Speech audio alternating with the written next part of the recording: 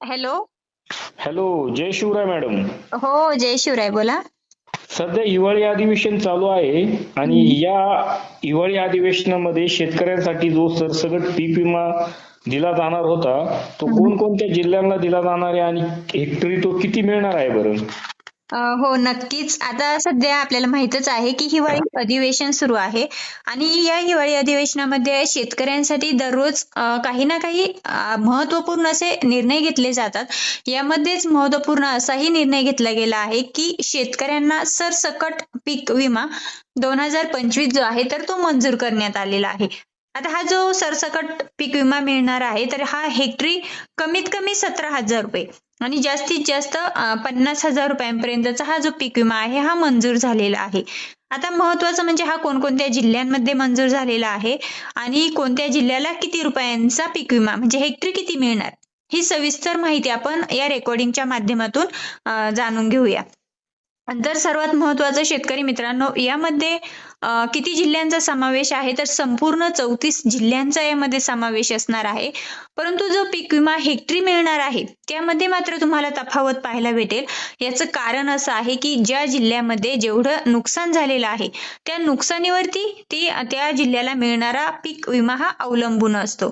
जसं की आता आपल्याला माहित आहे की नुकतंच केंद्रीय कृषी मंत्री शिवराज सिंग चौहान यांच्या माध्यमातूनही स्पष्ट सांगण्यात आलेलं आहे की ज्या शेतकरी बांधवांचं किंवा ज्या जिल्ह्यांचं 34% पेक्षा जास्त नुकसान झालेलं आहे त्या शेतकरी बांधवांना हेक्टरी 17,000 रुपयांपेक्षा जास्त पीक विमा हा दिला जाणार आहे. मग आता हे त्या निर्णयावरती अवलंबून आहे की कोणत्या जिल्ह्यामध्ये किती नुकसान झालं. मग आपण ही संपूर्ण जी आकडेवारी आहे प्रत्येक जिल्ह्याने आकडेवारी जाणून घेऊया. त्या अगोदर शेतकरी मित्रांनो, सरसकट पीक विम्यासाठी जवळपास 46 लाख शेतकरी बांधव पात्र आहेत आणि हा जो पीक विमा मिळणार आहे यामध्ये जास्तीत जास्त शेतकरी बांधव किंवा मग जास्तीत जास्त पीक कोणतं असेल तर त्यामध्ये सोयाबीन या पिकाचा समावेश आहे. म्हणजे सोयाबीन या पिकासाठी जास्तीत जास्त पीक विमा हा मंजूर झालेला आहे. आता सोयाबीनसाठी जवळपास राज्यात 5,000 कोटी रुपयांचा निधी हा पीक विम्यासाठी मंजूर झालेला आहे. आता मित्रांनो, जी अंतिम आणेवारी जाहीर होत असते त्या अंतिम आणेवारीवरती शेतकरी बांधवांना किती पीक विमा दिला जाणार तेही जाहीर होत असतं. त्यानंतर ज्या शेतकरी बांधवांचं म्हणजे ज्या जिल्ह्यांमध्ये 34% पेक्षा जास्त नुकसान झालं त्यावरही तो पीक विमा अवलंबून आहे. जसं की आता आपण पाहिलं वर्धा जिल्हा असेल, सांगली जिल्हा असेल, कोल्हापूर असेल, पुणे जिल्हा असेल, गडचिरोली असेल, भंडारा असेल, नागपूर असेल, गोंदिया असेल, त्यानंतर छत्रपती संभाजीनगर असेल, हिंगोली जिल्हा असेल, नांदेड जिल्हा असेल, बीड असेल, जालना जिल्हा असेल, धाराशिव असेल, अमरावती जिल्हा, अकोला, वाशिम, त्यानंतर सोलापूर जिल्हा, नागपूर जिल्हा, अहिल्यानगर जिल्हा असेल, लातूर जिल्हा असेल, परभणी जिल्हा असेल, बुलढाणा असेल आणि यवतमाळ. म्हणजे एकंदरीत संपूर्ण महाराष्ट्र राज्यातील विदर्भ असेल, पूर्व विदर्भ असेल, मराठवाडा असेल, या संपूर्ण जिल्ह्यातील शेतकऱ्यांसाठी हा पीक विमा मंजूर झालेला आहे. याचं कारण असं आहे की 2025 मध्ये जी अतिवृष्टी झाली, पूर परिस्थिती निर्माण झाली, संपूर्ण महाराष्ट्र राज्यामध्ये निर्माण झाली आणि त्यामुळे संपूर्ण महाराष्ट्राचा यामध्ये समावेश असणार आहे. आता आपण हे जाणून घेऊया कोणत्या जिल्ह्यामध्ये हेक्टरी किती पीक विमा हा दिला जाणार आहे. तर मित्रांनो, आपण जर छत्रपती संभाजीनगर जिल्ह्याचा विचार केला तर छत्रपती संभाजीनगर मध्ये जवळपास 80 ते 100% नुकसान शेती पिकांचं झालेलं आहे. त्यामुळे या भागामध्ये म्हणजे छत्रपती संभाजीनगर जिल्ह्यामध्ये जवळपास 17,000 रुपये कमीत कमी तर 45 ते 50,000 रुपये पीक विमा हा तेथील शेतकरी बांधवांना मिळणार आहे. त्यानंतर हिंगोली जिल्ह्याचा विचार केला तर हिंगोली जिल्ह्यामध्ये सुद्धा भरपूर मोठ्या प्रमाणावरती अतिवृष्टी झाली. जवळपास 30 महसूल मंडळांचा यामध्ये समावेश आहे की त्या 30 महसूल मंडळांना सरसकट पीक विमा मंजूर झालेला आहे. येथे सुद्धा कमीत कमी 17,000 तर जास्तीत जास्त 50,000 रुपयांपर्यंतचा पीक विमा हा तेथील शेतकऱ्यांना मिळणार आहे. आता त्यानंतर नांदेड जिल्हा असेल, बीड जिल्हा असेल, जालना जिल्हा असेल, धाराशिव जिल्हा असेल, याही भागांमध्ये मोठ्या प्रमाणावरती नुकसान झालेलं आहे. म्हणजे एकंदरीत 34% पेक्षा जास्त नुकसान झालेलं आहे. त्यामुळे याही भागांमध्ये हेक्टरी 17,000 रुपये हा कमीत कमी पीक विमा मिळणार आहे.